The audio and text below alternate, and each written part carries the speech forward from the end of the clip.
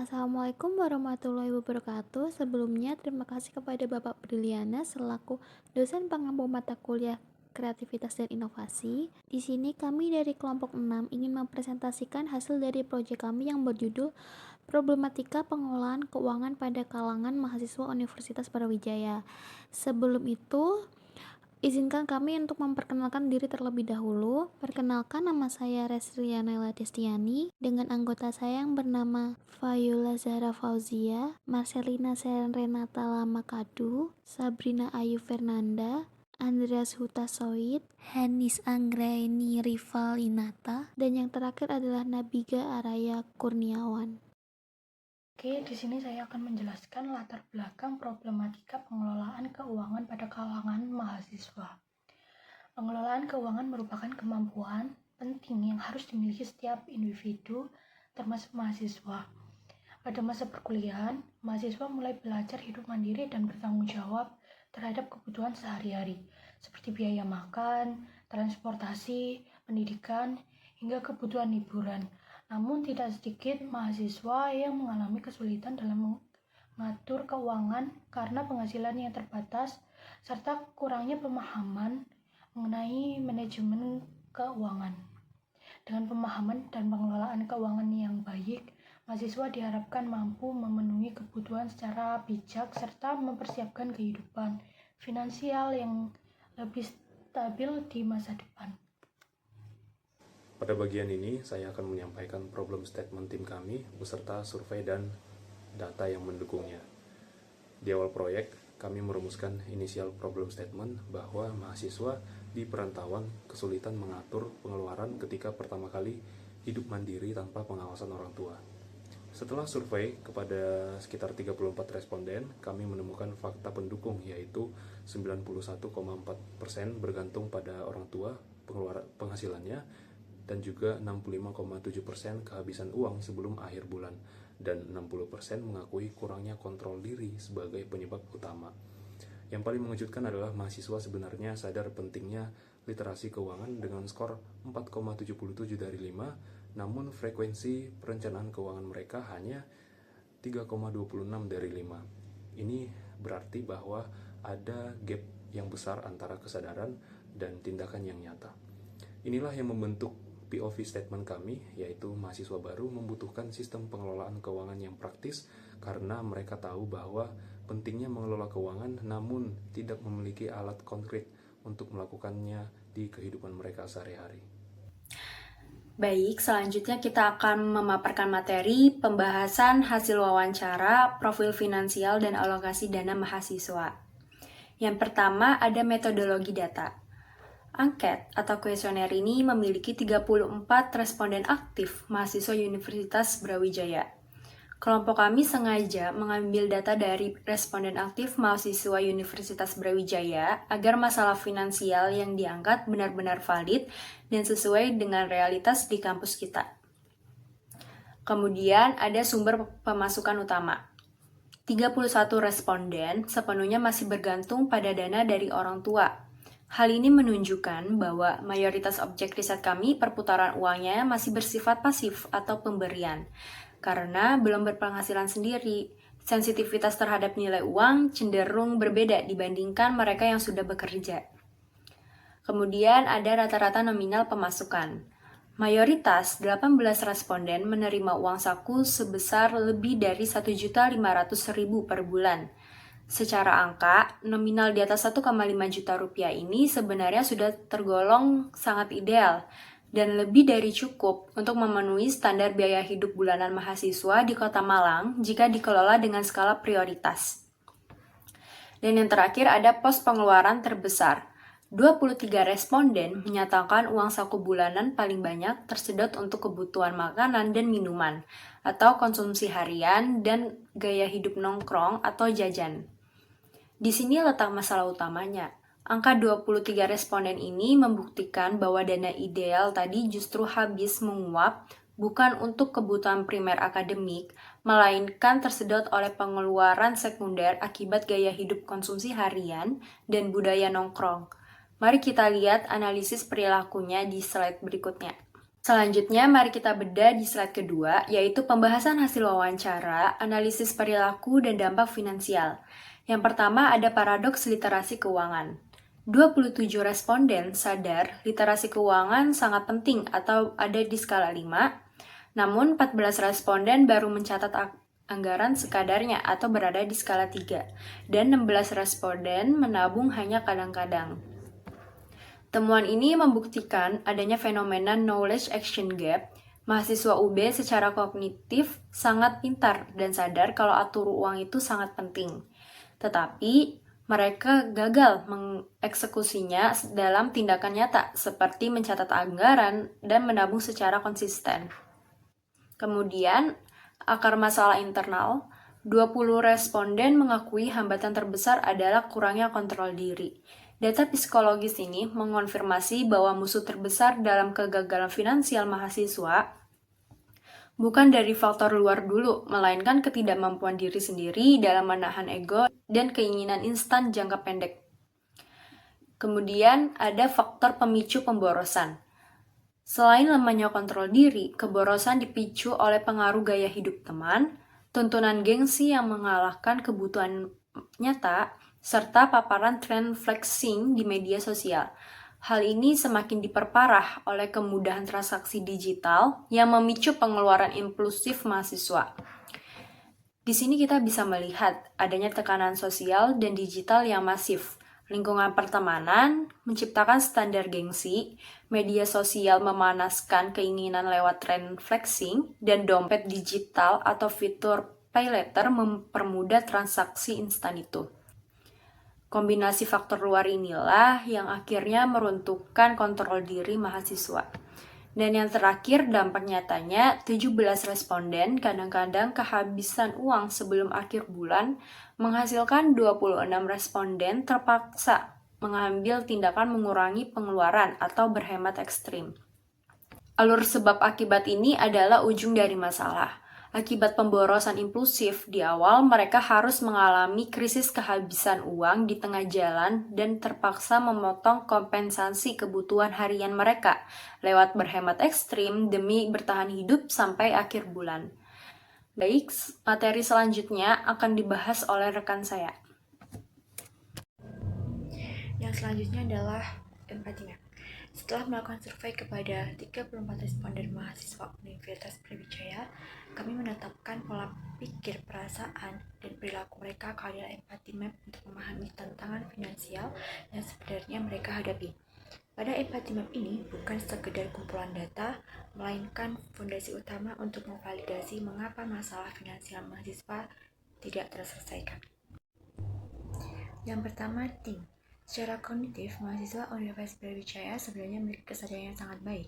Mereka memikirkan masa depan dan secara jujur mengakui bahwa literasi keuangan adalah kebutuhan yang mutlak. Namun, mereka juga berpikir secara kritis bahwa kegagalan finansial yang terjadi pada diri mereka bukan karena kurangnya pengetahuan, tetapi karena kelemahan disiplin dari diri sendiri.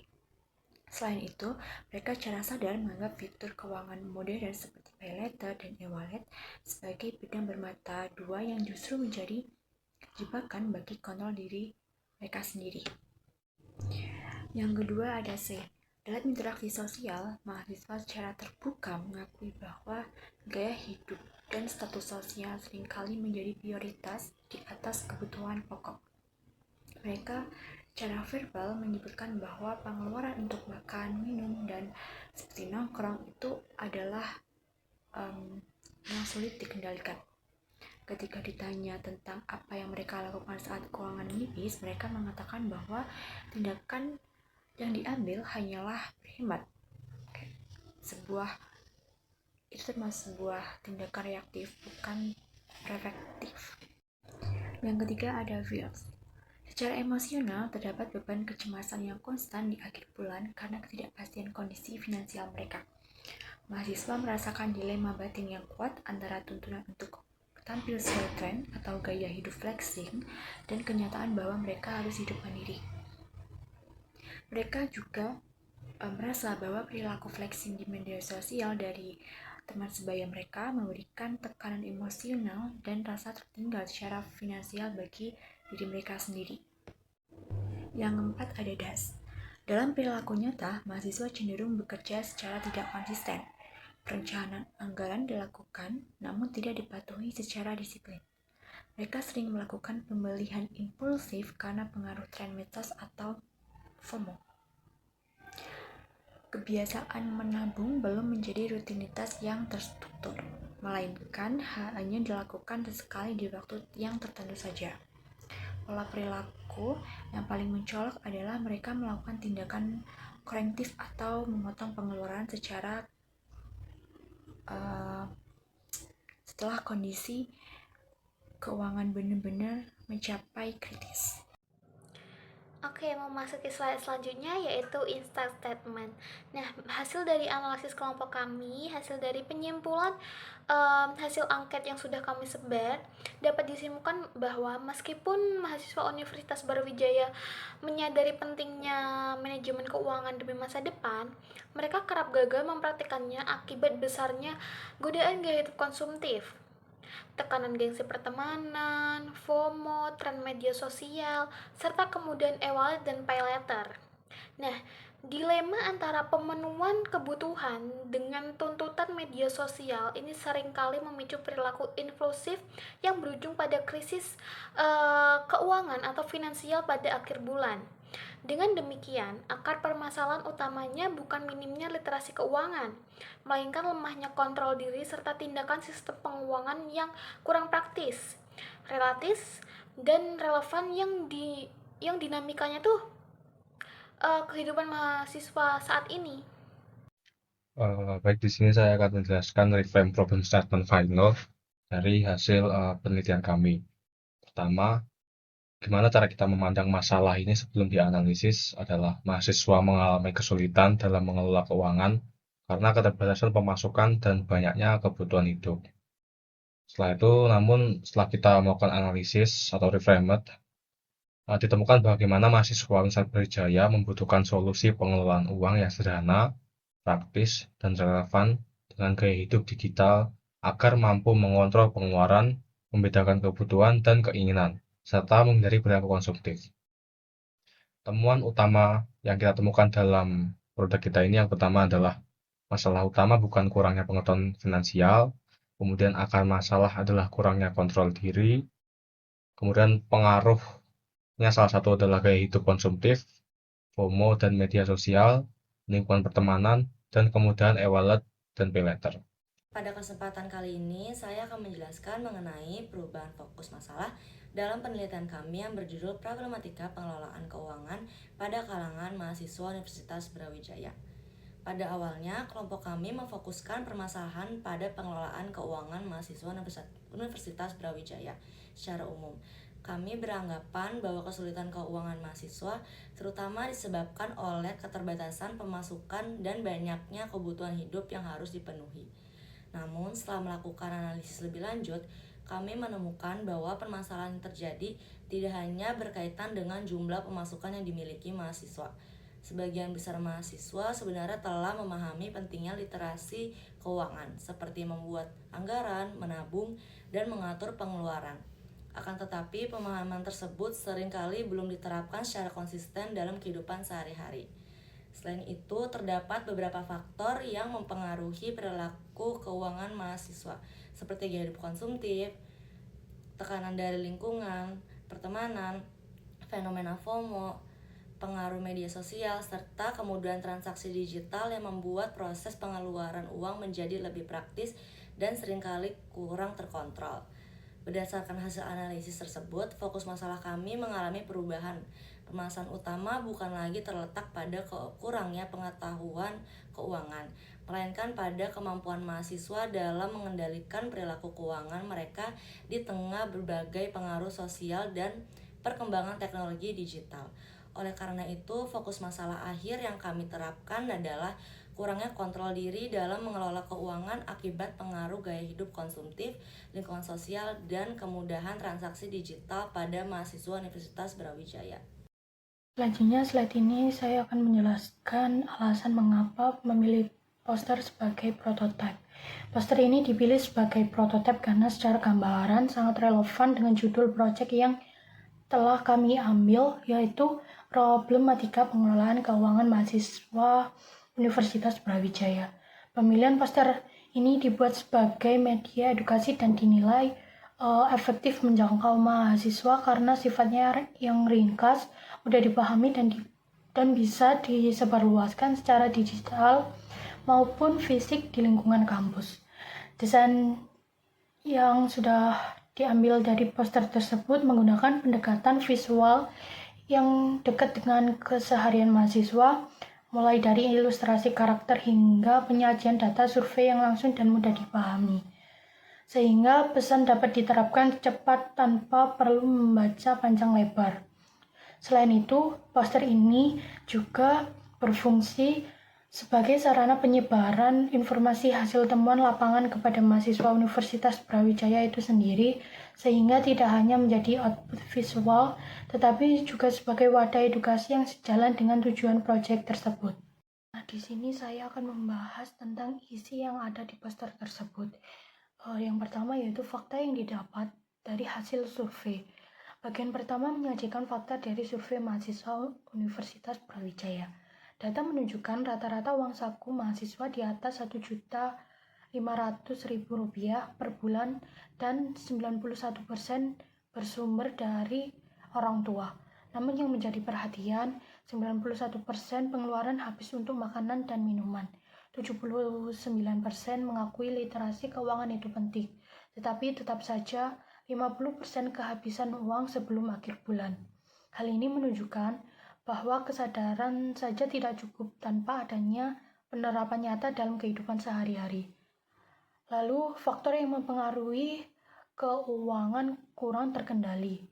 Poster ini mengidentifikasi 5 faktor yang mempengaruhi kondisi tersebut, yaitu pengaruh media sosial, gaya hidup konsumtif, kemudahan e-wallet yang justru membuat pengeluaran sulit dikontrol, tekanan lingkungan pertemanan, dan kurangnya kontrol diri. Kelima faktor ini tidak berdiri sendiri, melainkan saling berkaitan dan membentuk siklus yang membuat mahasiswa terus kesulitan mengatur keuangan meski sudah menyadari masalahnya. Di poster ini juga memiliki solusi cara mengelola keuangan dengan bijak.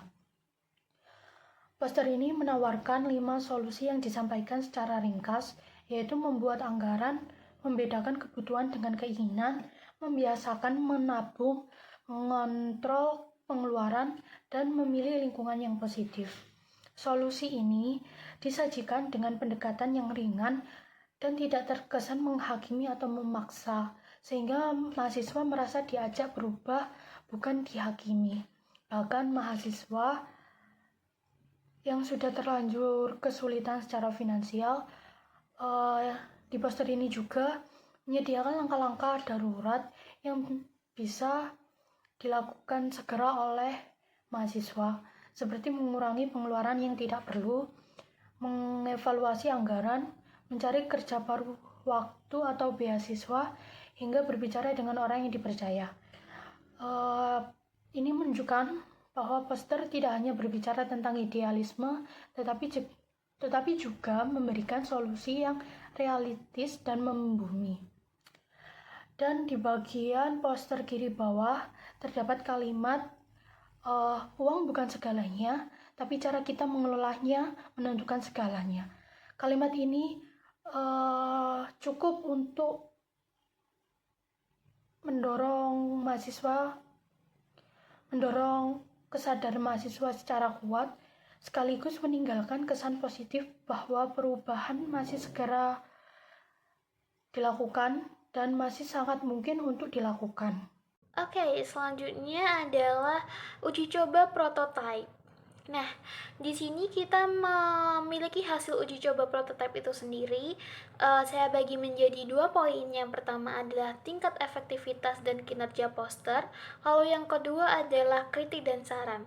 Pada G-Form itu sendiri, kami menyiapkan 3 poin, yaitu agar para audiens itu memberikan masukan apakah poster kami itu sudah bekerja dengan baik, lalu kita itu memberikan tempat untuk mereka memberikan kritik dan saran. Berdasarkan hasil evaluasi 8 responden, secara umum prototipe poster yang kami buat dinilai sudah bekerja dengan baik dan lebih efektif. Para responden menyatakan bahwa poster tersebut memiliki judul yang menarik, penyajian data yang cukup baik, serta informasi yang lebih lengkap. Selain itu, visual poster dinilai mudah dipahami oleh target audiens atau mahasiswa itu sendiri dalam penyampaian pesan mengenai pentingnya serta solusi dalam pengolahan keuangan. Lalu yang kedua adalah kritik dan saran. Meskipun beberapa responden awalnya menilai poster terlalu padat, kekecilan, serta kurangnya kontras, mungkin dari teksnya kita awalnya itu terlalu banyak, terlalu kekecilan untuk fontnya. Saat ini kelompok kami berhasil merangkumkan serta merevisi semua masukan tersebut. Kami telah meringkas teks agar tertata lebih baik di dalam poster, lebih lega dan lebih efisien untuk dibaca. Selain itu, ukuran font dan poin-poin yang krusial atau poin-poin yang penting berhasil kami besarkan agar para audiens itu lebih gampang untuk membacanya. Untuk kontras warna visualnya sendiri sudah kami tingkatkan agar tidak terlalu menyatu dengan teksnya itu sendiri. Hasilnya, kini poster tersebut jauh lebih nyaman atau enak untuk dipahami serta dibaca oleh para audiens. Selanjutnya saya akan menjelaskan refleksi pembelajaran apa yang kita dapat dari project ini. Yang pertama adalah data tidak selalu sesuai asumsi awal, di mana asumsi awal kita tentang masalah yang dialami oleh mahasiswa ternyata berbeda dengan apa hasil setelah analisis. Kemudian perilaku lebih berpengaruh daripada pengetahuan. Kemudian yang ketiga ada empati penting dan menemukan solusi. Yang keempat ada solusi sederhana seringkali lebih efektif.